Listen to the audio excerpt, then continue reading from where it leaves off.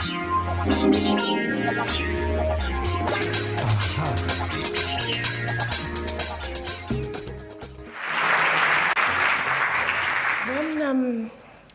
I got Chikway's invitation about a year ago, and he said he was putting something together. He was introduced to me by a friend. And actually, I never met him. He was an online friend. So I actually said yes to the invitation based on my close friendship with the person who introduced us. And I was actually foolish enough to think I was doing him a favor. You see, because most of my life, I've always been viewed as an appendage. Doesn't matter what I've done or how hard I've worked. When I was born as a premature baby, I was born to a family of extremely successful industrialists. I was almost embarrassed when I was watching Moki's movie earlier on because I knew so many people that were on it. And so I was viewed as my parents' daughter. After being viewed as my parents' daughter, I was educated very, very well at probably the best schools in Nigeria and abroad. So I was then viewed as a product of that particular teacher or that particular school. And in fact, I was the sort of product that was a good advertisement for the school. I did everything I was supposed to do. I learned my verses, I could speak in public, I could run, I could jump, I could swim, I could play the piano up until grade 5. So people would say to me, "Where did you go to school?" And I would tell them, and there would be a rush on that school immediately because they wanted their daughters to be like me. And the values that were held up as very good values at that time, I used to revel in my superficiality. I could pick up a magazine and I could order an outfit in my size from any country in the world with great skill, and it would arrive within 2 or 3 days. I was also intelligent. I went to a school where, because the books were imported, you couldn't take them home because they couldn't afford to lose the books. So I picked up a photographic memory very, very quickly, and it stood me in good stead later as a lawyer. I had a close relationship with my father, very, very close. Contrary to popular Yoruba culture, we could table any topic at our table, and we could speak about it, and so long as we could justify ourselves. So my parents always told me that I was so small when I was born that I made up for my lack of size, because I had 3 brothers, I was the only girl. I made up for my lack of size by developing a loud voice and being very, very feisty and almost owning the space in which I was in, despite being the smallest and the only girl. And they used to ask me, "What do you want to be when you grow up?" And I used to answer confidently, "I want to be a queen." And it used to make them and it used to make them laugh because, well, perhaps it wasn't so funny because there's actually royal blood in my family, but I would have to have stabbed 3 boys in the back before it got to my stage. And I used to spend Saturdays with my father. We had a tradition in our family on Saturdays. On Saturdays, my brothers would go and play football, and my mother would go to the hairdressers, and my father would go to his building sites. Now, as the only girl, I was supposed to go with my mother to the hairdresser, but I learned that it was a very painful experience, bending my head into the sink, and so I used to make sure that I was in my father's car at the time he was leaving for the site. And we would leave for site, and he would talk to his construction workers, and he used to give me a magazine to read. It was called West Africa. Quite dour and, probably to most children of age 5, a boring magazine. But I would sit in a corner of a construction site, staying out of harm's way, and I would be reading this magazine, not even understanding most of it.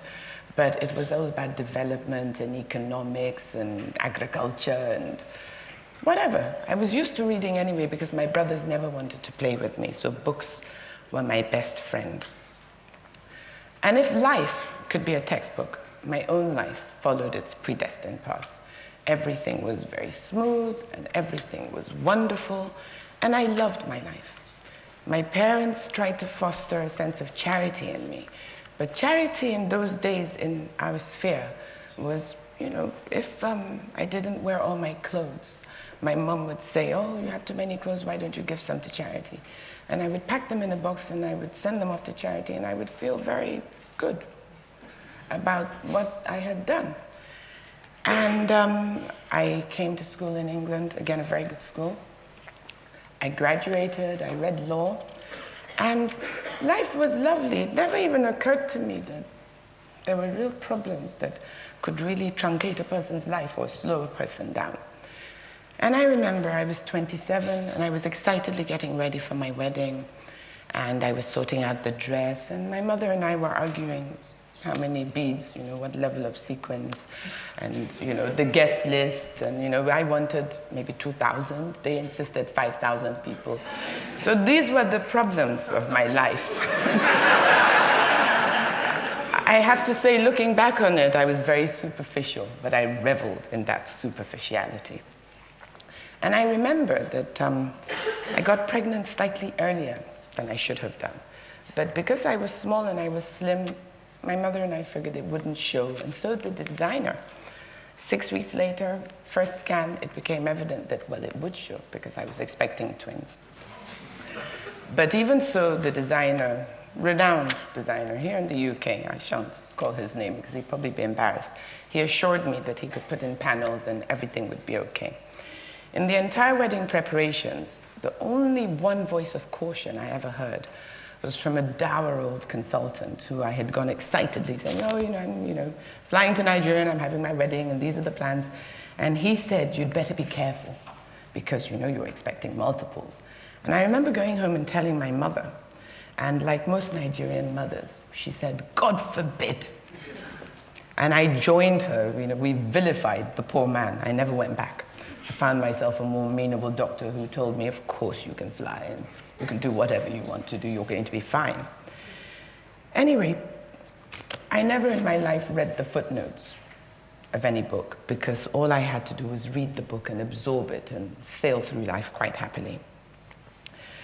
On December the 6th, 1991, within 24 hours, I gave birth 3 months prematurely.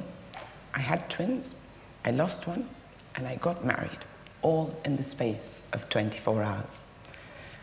My previously lovely life suddenly collided with the footnotes of life, and I suddenly saw a side of life which was never, as they say in my country, supposed to be my portion. In that harrowing period, I really did experience what was never intended for me, and I was most unprepared. But what I experienced was an unavoidable reality for the majority of the women in my country. The inadequacies of the Nigerian health system, the lack of reliable information, the absence of an effective referral system, and sometimes, comically, the deplorable attitude of our health workers. On the third day after delivery, which I think most women who've had children, let's just call it engorgement day. I was lying in the bed and still thinking, oh, everything's gonna be all right. My dad's gonna come in here in a minute and he's gonna tell me the ambulance plane is here and I'm gonna be whisked out and everything's gonna be lovely. A midwife came into the room and she said, your baby needs milk. I was educated, so I knew that, breast milk was important for babies and even more so important for premature babies. So I looked around expectantly, waiting for the pump, the breast pump. They have these lovely ones they show on TV where you put in a battery and you hold it and you're listening to Mozart or whatever. And she gave me a large white plastic bowl. So I looked at the bowl and I looked at her. And I said, what is this for? And she said, start pressing. So I gave her a sidelong glance, which probably only Yoruba people would understand, where you look to one side and you look back at the person, hoping that something would have changed. And nothing changed. She was joined by 2 more midwives who leapt on me and started to press. I will spare you the gory details of the howling and crying that ensued. A couple of days later, it became my turn to learn about what the textbook meant by blood transfusion and what the reality in my country meant by blood transfusion. The doctors arrived for their morning session and they said, your baby needs blood. And I said, oh yes, I know I'm B positive.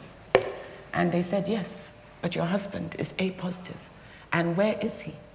At the time, my husband happened to be visiting his father, who was in political detention on some island slightly off the coast of Lagos. So the search began for another member of the family who might be A positive. The issue of a blood bank did not arise. We're talking about 1991. HIV had just become a reality. Even if they had offered me a blood bank, I would not have said yes. Because I wasn't your typical Nigerian, I didn't know that in your last 3 months of pregnancy, you're supposed to be bringing members of your family to come and give blood and be storing that blood ready for your pregnancy. Anyway, the call went out to members of the family and they all started trooping in to the hospital one by one to be tested. I remember being very upset actually because my father refused to come to the hospital to be tested. I didn't realize he was just scared, like most men are. In such situations. Anyway, a kindly aunt was found whose blood group was O, and she agreed to give her blood.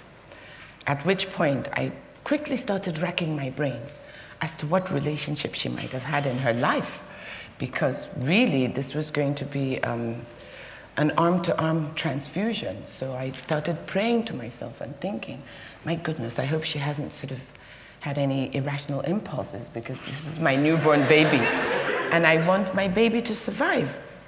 And like many people in such a situation, I turned to God. I turned to prayer because I didn't have anything else to turn to at that point. And I prayed and I prayed and I prayed. And my promises to God escalated to fantastical proportions of what I would do if he would just spare the life of this child. Because we were talking about 1991, a 1.2 kilo baby in Nigeria. We did have incubators, but the power used to go on and off. So prayer played a very large part.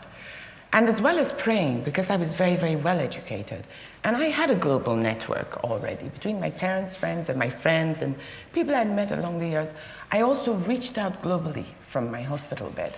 So I heard from one person that there's a particular baby milk that has long-chain fatty acids, and children can digest it very quickly. I taught myself very quickly about global logistics, because one person had to go to a hospital and you couldn't even buy this milk. It was given out freely on the NHS, so I even had to network to somebody who is in hospital already having a baby, who can ask their midwife, can we have 2 cartons? And then I found a courier company, they picked it up, they would bring it in. So I picked up a lot of skills from my hospital bed. But during this period, the union of faith and tenacity and medicine and education and connections, and then my conscience started to worry me. And I started to think, am I really that unique? Am I really the only person who this has happened to in my country? Or what do other people do who don't have a satellite phone at their bedside? I'm talking about the very early days of GSM. Somebody mentioned then phones were like a suitcase. They were like a suitcase in those days. And I started to wonder what happened to other people in my situation. And I had promised God that I would try to help. So I started trying to help people. Initially, I started with charity. Each time I met somebody, and actually my story, whether I liked it or not, it made the newspapers. I remember the day I brought my baby home from hospital, there was a headline in a magazine, what they call a soft cell, a tabloid. And some kind person had decided to deliver it to me at home in a plain brown envelope. And it said, the headline said, "Billionaire's daughter's bad luck." And I remember reading it, but my baby was still in hospital, so I tossed it aside and I focused on, getting her the help that she needed and going to the hospital. And I remember one day meeting a woman who was just telling me about how her baby had stopped breathing once and what she'd had to do to get the baby to breathe again. And I remember thinking, because I was still, it's a slow process, self-development. I thought, well, that happened to her, it can't happen to me. 10 minutes later, I was in front of my daughter's incubator, and I thought she was looking very peaceful. And then I thought, oh my goodness, is her heart moving? So with one hand on the incubator, I was calling with the other hand to the nurse, saying, please come and have a look. And the nurse, as per usual, were religious people in Nigeria. So she was saying, oh no, the usual, God forbid, not your portion, by the grace of God. Psalm 121. And you know, when medics start calling God to you, you become very, very scared. And the nurse approached the incubator and she screamed. And she screamed and shouted, Mrs. Saraki, go and call the doctor, go and call the doctor. So I flew out of the intensive care unit, down the stairs, carried a doctor, the first one I met, and I said, go and save my baby. And he flew up the stairs and, you know, put something on her chest and, you know, was starting her heart, and then shaved her head and put a drip in her scalp. And then the little heart started beating again. And I realized the power of communication. And I realized that really to save lives, you have to have everything. You can't have just the hospital, or just the doctor, or just the health literate brother. You need everything. And so I started to work. But even so, I was doing it on a small scale. I called 5 of my friends, and once a year, we would organize a run, walk, or stroll. And we had sponsorship, and, you know, we were society women, enjoying ourselves and doing good. And I thought I was keeping my promise. And then my husband became a governor of a state in Nigeria. And I went to live in a rural area, which I had, you know, before, rural areas were for weekends. You know, you went to your lovely country house on the weekend, and, you know, all the staff were there before you got there, and they cleaned up the house, and you had everything was lovely. And when you left, they locked it up. I suddenly had to live in a rural area. And because I'm the way I am, I didn't want to just live in Government House and be waving at the people. I actually wanted to get to know the people and mix with them. I had once met my first development partner, actually, Maury Albertson of Village Earth, who told me that if you want to help people, you cannot just be bestowing help. You have to go within the communities, and the seed to the development of every community lies within that community. So they normally will bring out their solutions, and then you try and help them connect to what they need. So this was the attitude I took when we went to Kwara State. I was forever leaping into my car in disguise quietly, or getting people to take me in theirs, and going to villages and finding out what the people needed and what their own solutions were, and then trying to modernize it for them. And I had a lot of programs. Some were government programs, some were my own. I felt finally that I was at the grassroots, and I was happy. Until a friend I had made in Kwara, her name was Chinwe. And coincidentally, she was the wife of the Commissioner for Health. She was pregnant, she was educated, her husband was Health Commissioner, for God's sakes. And she was going for her antenatal, and all things were good. And then she went to visit her mother-in-law. And while she was at her mother-in-law's house, she went into labor a month early. She was taken to the nearest hospital. And she presented at the hospital, and they didn't have her health history. They just had her. And she was in labor, so she was in pain. They were trying to get her health history from her, and she was groaning with pain. So there was a life-changing delay of about 45 minutes. In that 45 minutes, her baby became stuck in a transverse lie, which is lying across. They tried to turn the baby, and they couldn't turn the baby. They didn't realize that this child had actually been in a transverse lie before, and they had been trying to turn the child for weeks. She was trying to tell them, but she was screaming and they couldn't understand. Anyway, by the time they realized that she needed a cesarean, they couldn't get the theater open because somebody else had had a cesarean 3 hours earlier, and the auxiliary nurses had cleaned the theater and locked the door and closed for the day. Chinwe died with her baby in her stomach. The cesarean that she was denied in her lifetime was performed upon her when she was dead. The baby died too. Another thing they ask governors' wives to do in Nigeria is to visit the first baby of every new year. So whether or not you want to be in the papers or not, you're in the paper on New Year's Day. Someone like me who likes going on holiday, sometimes you're in the paper on the 2nd of January because you've had to dash back to carry the first baby of the new year. You get to the hospital and they find the most beautiful baby that has been born that day. In Kwara, actually, it was quite amusing because I always got the sex wrong. Every time I saw a baby wrapped in pink, I would say, what a beautiful girl. And they would say, actually, no, it's a boy. But I enjoyed going to the hospital to welcome new life and see the new baby of the year. And one year, I went to our state general hospital. It's called Sentai Borough. And as I was carrying the new baby of the year, I saw another mother cry. And I said, why are you crying? And she said her baby needed a blood transfusion. And I said, so why hasn't your baby been given the blood transfusion? And they said, the hospital with the blood bank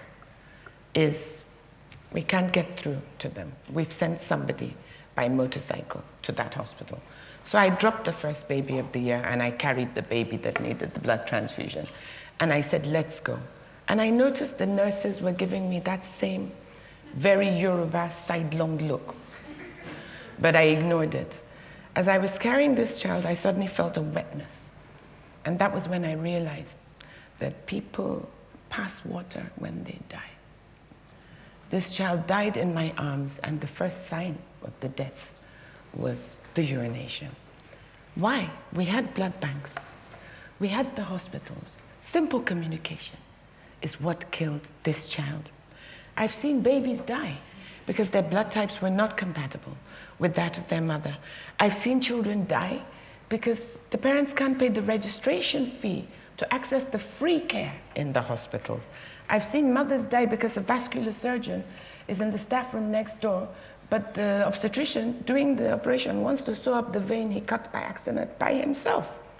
I've seen lives lost because even in the same facility, they don't want to marry the health of the newborn to that of the mother. So they can't spot gestational diabetes when they see it. They keep giving the child glucose until the child dies because they didn't know that the mother was a diabetic.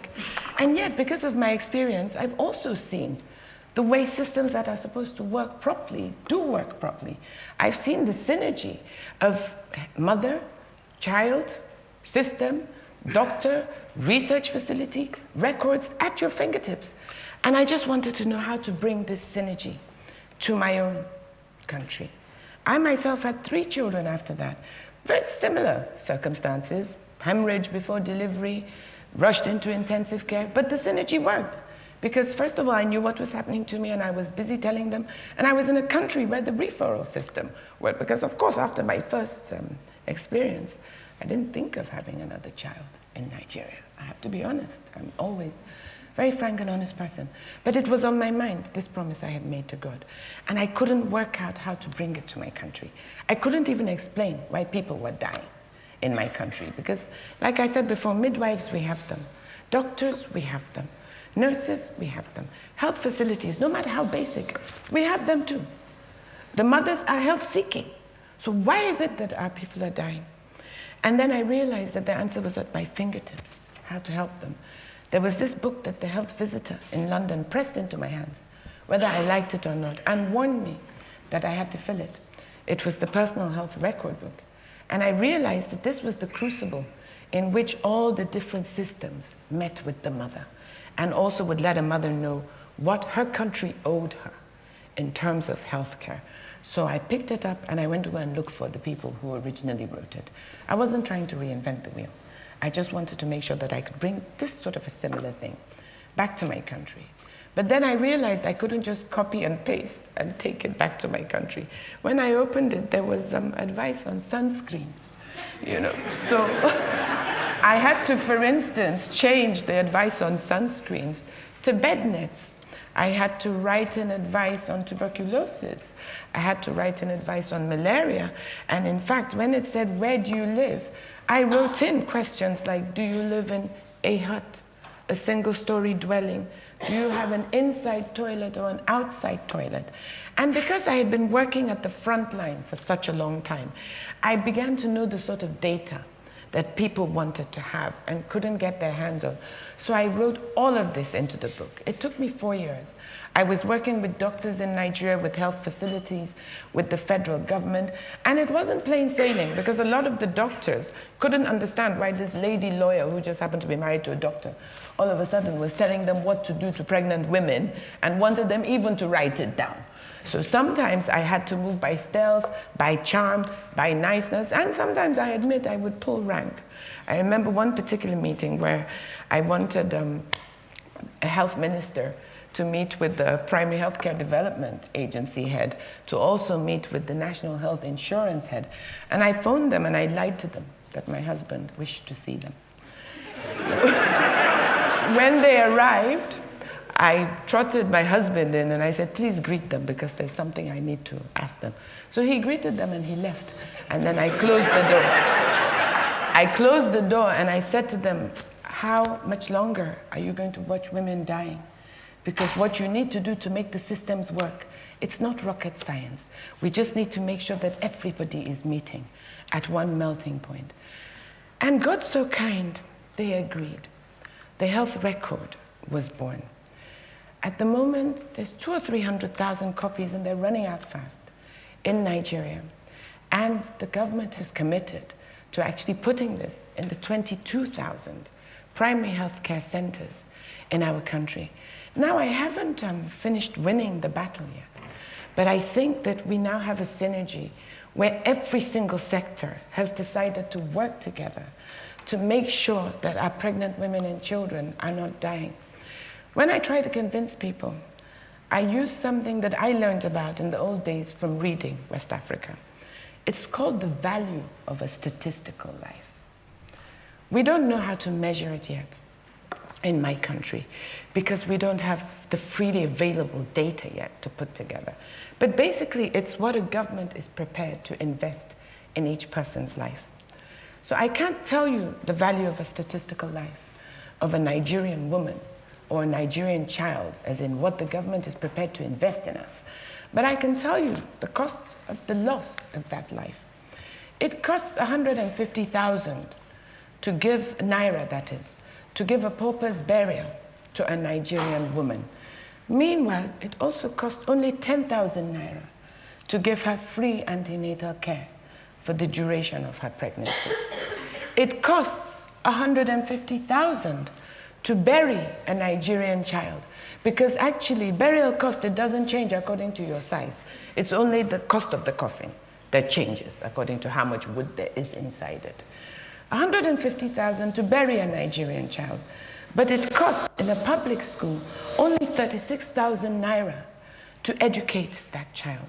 So what I've been doing is I have been begging governments in my country and even in Africa to make this investment for women and children. And even though I had a global outlook, and even though I had a global education, I'm an African woman. And the solutions that I'm proffering, they're African solutions. And their impact is for Africa. But actually, with the research that I've done, actually we're ahead of the UK now with our personal health record, because we actually put the mother and the child in one book. So there's no way that you can even miss anything that happened to the mother that would happen to the child. I hope that my own little story of how I started, because I'm probably the most unlikely activist on this earth, but I hope my story will inspire other people to share their knowledge. Because when they say, what is leadership? I personally don't think that you're born to leadership, or you're groomed to leadership, or even that you can be trained to leadership.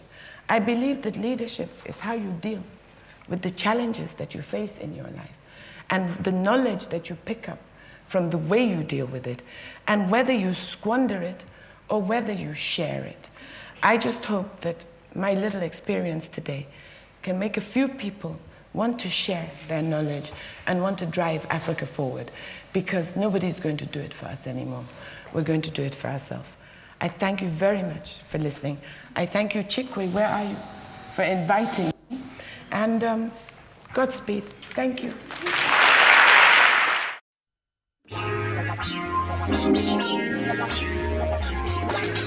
Aha.